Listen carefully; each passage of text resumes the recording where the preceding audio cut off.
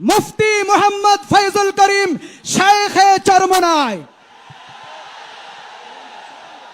নারে তাকবীর, নারে তাকবীর, আল্লাহু আকবার, নারে তাকবীর।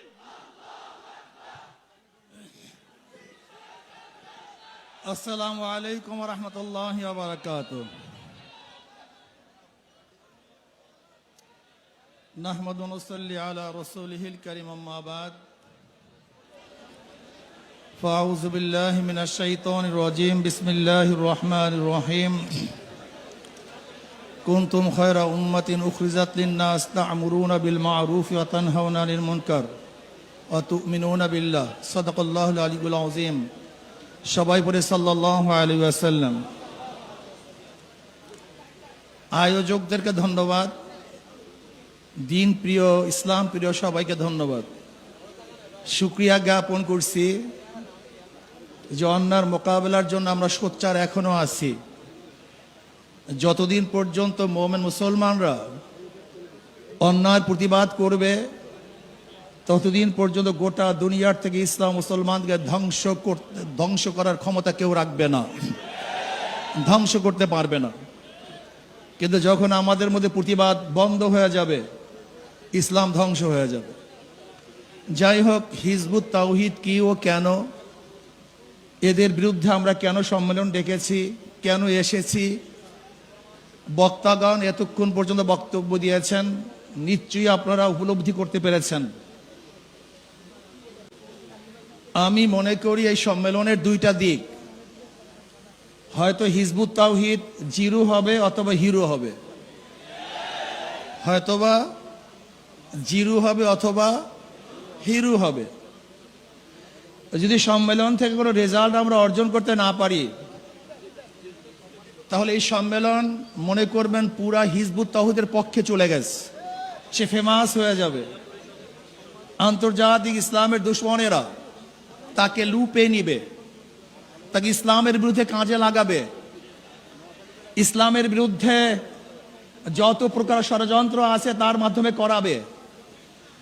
যদি এই সম্মেলন তার বিরুদ্ধে কোনো অ্যাকশনে যেতে না পারি, তাহলে গোটা সম্মেলনটা হিজবুত তাওহীদের পক্ষে, এটা আগে মাথার মধ্যে নিতে হবে। আর যদি হিজবুত তাওহীদের বিরুদ্ধে কোনো অ্যাকশনে যেতে পারি, হিজবুত তাওহীদকে বন্ধ করতে পারি, ওর মুখোশ উন্মোচন করতে পারি, সরকারকে মেসেজ দিতে পারি যে অবশ্যই হিজবুত তাওহীদকে বন্ধ করতে হবে, নয়তো এই জনগণকে কোনো অবস্থাতে থামিয়ে রাখা যাবে না, তাহলে হিজবুত তাওহীদ জিরো হবে। আমি মনে করি আমাদের ওলামায়ে কেরামরা বাতিলের বিরুদ্ধে বারবার আন্দোলন করেছে, কিন্তু সাকসেসের ধারাটা আমাদের ফান্ডে খুবই কম। কাদিয়ানীদের বিরুদ্ধে দীর্ঘদিন পর্যন্ত আন্দোলন করেছি, কিন্তু নিষিদ্ধ করতে পারিনি। বাতিলদের বিরুদ্ধে বিভিন্ন সময় আন্দোলন করেছি, কিন্তু এখনো বন্ধ করতে পারি নাই। কবর পূজারী, মাজার পূজারীর বিরুদ্ধে হাজারো আন্দোলন করেছি, কিন্তু এখনো বন্ধ। এর কারণটা কি একদিন চিন্তা করেছেন? এখানে যেই লোক আসি, এই লোকেরা আজকে স্টেজে যে ওলামায়ে কেরাম আছেন এবং আমরা যারা উপস্থিত আছি, আমরা সরকারের কাছে কোনো দাবি করবো আর সরকার মানবে না, এটা হতে পারে না, এটা বাংলাদেশে হতে পারে না। তার মানে আমরা দাবি উপস্থাপন করতে পারি না, দাবি আদায় করতে পারি না। এর জন্য সরকার আমাদের কথাকে গ্রহণ করেন না, গুরুত্ব দেন না। আমি আজকে প্রস্তাব দেব আয়োজক কমিটির থেকে, আপনার স্বল্প একটা সংখ্যক স্বরাষ্ট্রমন্ত্রীর সাথে যোগাযোগ করুন, বৈঠক করুন, স্বরাষ্ট্রমন্ত্রীর সাথে বৈঠক করুন, এমনকি মাননীয় প্রধানমন্ত্রীর সাথে বৈঠক করুন। হিজবুত তাওহীদকে আমরা কেন বন্ধ করতে চাই এটা তাদেরকে বলেন, বুঝান। যদি আপনারা তাদেরকে বুঝান, আমি মনে করি অবশ্যই বুঝতে বাধ্য হবে। যদি তারা সোজা আঙ্গুলে না বুঝে, তারা বাঁকা করে আঙ্গুল তাদেরকে বুঝাবো ইনশাআল্লাহ। আমরা আগে বুঝান তাদেরকে, তারা বুঝতে বাধ্য হবে।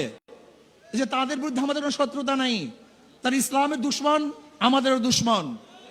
ইসলামের যারা বন্ধু হবে তারা আমাদের বন্ধু হবে। এই জন্য আমি প্রস্তাব করব স্বরাষ্ট্রমন্ত্রীর সাথে একটা বৈঠক করা হোক, অথবা প্রাইম মিনিস্টারের সাথে বৈঠক করা হোক। এর পরেও যদি সরকার এই ওলামায়ে কেরামের, তৌহিদি জনতার কথাকে গুরুত্ব না দেয়, তাহলে সরকারকে কিভাবে গুরুত্ব দিতে হয় সেই ব্যবস্থা আমরা গ্রহণ করবো ইনশাআল্লাহ। প্রিয় ভাইয়েরা আমার, আমরা ঐক্যবদ্ধভাবে যদি এই হিজবুত তাওহীদের এই বেঈমান ওর বিরুদ্ধে আন্দোলন করি, সংগ্রাম করি, তাহলে বাংলাদেশে কোনো জায়গায় কাজ করবে এরকম কোন জায়গা বাংলাদেশে ওর জন্য থাকবে না। সমস্ত জায়গা বন্ধ করা হবে, ওর প্রদর্শনা বন্ধ করা হবে, ওর কাজ বন্ধ করে ইনশাআল্লাহ হকের দাওয়াত গোটা বাংলাদেশ আমরা ছড়িয়ে দেব। যদি ভবিষ্যতে আপনাদেরকে আবারও ডাক দেওয়া হয়, অবশ্যই ইনশাআল্লাহ আজকে যেরকম আগ্রহ করে এখানে এসেছেন, ভবিষ্যতে আসার জন্য প্রস্তুত থাকতে হবে। শুধু হিজবুত তাওহীদ না, বাংলাদেশে যত ভণ্ড আছে, সাহাবা বিদ্বেষী আছে, নবী বিদ্বেষী আছে, ইসলাম বিদ্বেষী আছে, ওলামায়ে দেওবন্দকে যারা পছন্দ করে না, ওলামায়ে দেওবন্দের বিরুদ্ধে যারা কটূক্তিমূলক কথা বলে, যারা আল্লাহ আল্লাহ রসুলের বিরুদ্ধে কথা বলে, ইসলামকে ধ্বংস করার চক্রান্ত করে, বাংলাদেশের সমস্ত মানুষ ঐক্যবদ্ধভাবে তাদের বিরুদ্ধে লড়াই করবে, আন্দোলন করবে ইনশাআল্লাহ।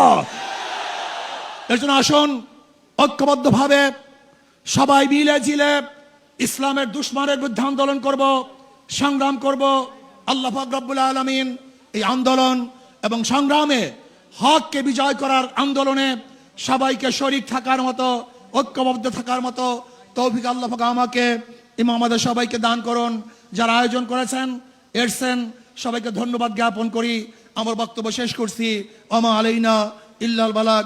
আসসালামু আলাইকুম ওয়া রাহমাতুল্লাহি ওয়া বারাকাতুহু। সবাইকে ধন্যবাদ।